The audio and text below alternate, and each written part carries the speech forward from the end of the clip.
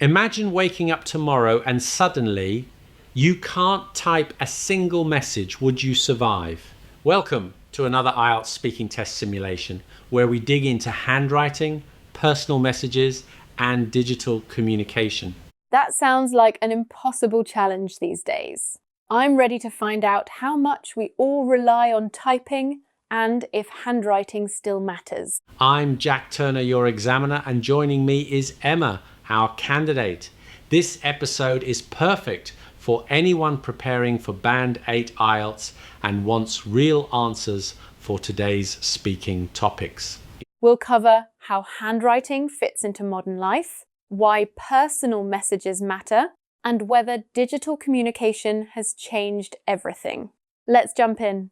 Just to set the stage, today's topic is handwriting, personal messages, and digital communication.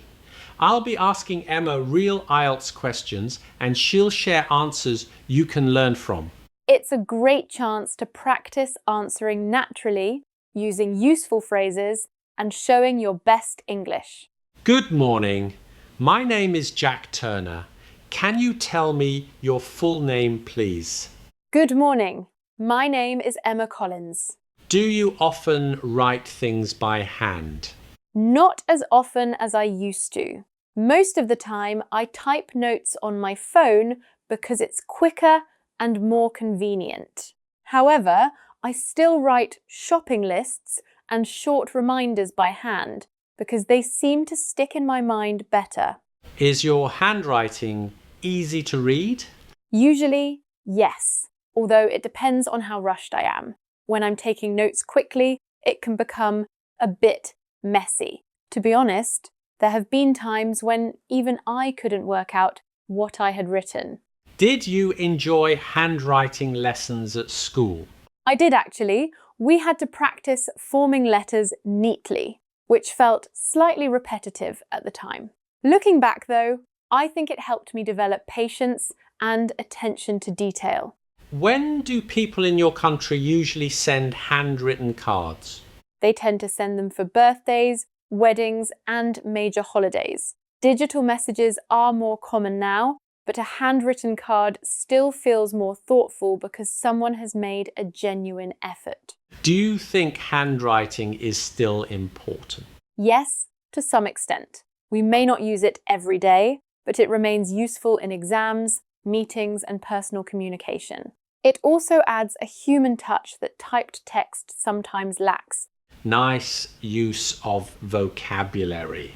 Now, I'm going to give you a topic, and I'd like you to talk about it for 1 to 2 minutes. You'll have 1 minute to prepare, and you may make some notes.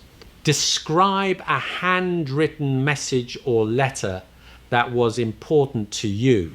You should say who wrote it, when you received it, what it said, and explain why it was important to you.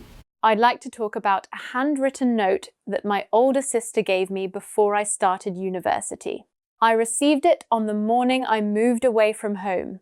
I was packing the final few things into my suitcase when I noticed a small envelope tucked inside one of the side pockets. My name was written on the front, so I immediately recognized my sister's handwriting.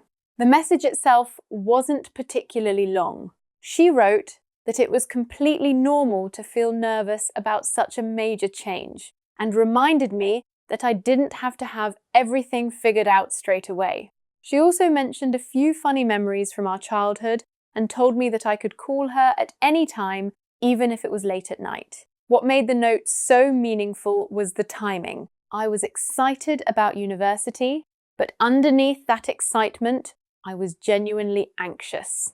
I was moving to a new city where I hardly knew anyone, so her words gave me a real confidence boost. I've kept the note ever since. It's slightly worn around the edges now, but I still read it whenever I'm facing a big decision or stepping outside my comfort zone. A text message might have communicated the same idea, but it probably wouldn't have had the same emotional weight. Because she wrote it by hand, it felt personal, permanent, and sincere. Thank you. Do you still exchange handwritten messages with your sister? Occasionally. We usually communicate online, but we still include handwritten notes with birthday presents. It has become a small tradition between us. Why do handwritten messages often feel more personal than digital ones? I think it's because they require more time and effort. People can send a text within seconds, whereas writing a letter involves choosing the words carefully, putting them on paper, and delivering the message. Handwriting is also unique to each person, so it carries a sense of their personality. Do you think digital communication has made people less thoughtful? In some situations, yes. Because communication is instant, people sometimes reply without properly considering what they want to say. That said, digital tools also help people stay connected across long distances, so I wouldn't say they are entirely negative. It depends on how responsibly we use them.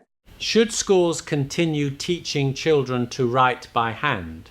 Definitely, although the amount of classroom time devoted to it may need to change. Children should be comfortable using keyboards, but handwriting can support concentration, memory, and fine motor skills. Ideally, schools should teach both rather than treating one as a replacement for the other.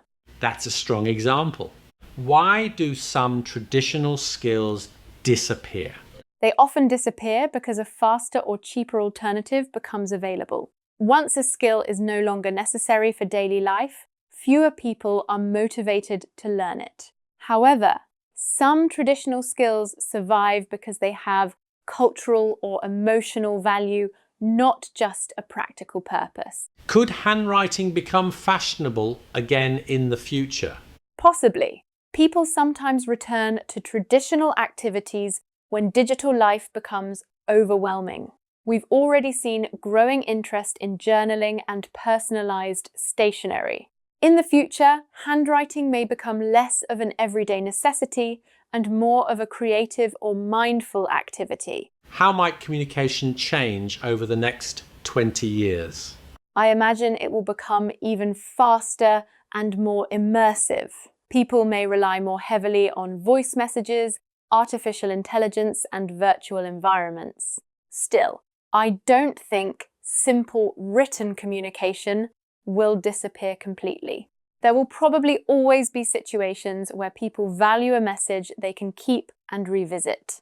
Before we finish, let's review a few useful phrases from today's dialogue. First, repeat, add a human touch. Add a human touch means to make something feel warmer, friendlier, or more personal. For example, a handwritten thank you note can add a human touch to a formal gift. Now repeat, have everything figured out. This means to fully understand a situation or know exactly what to do.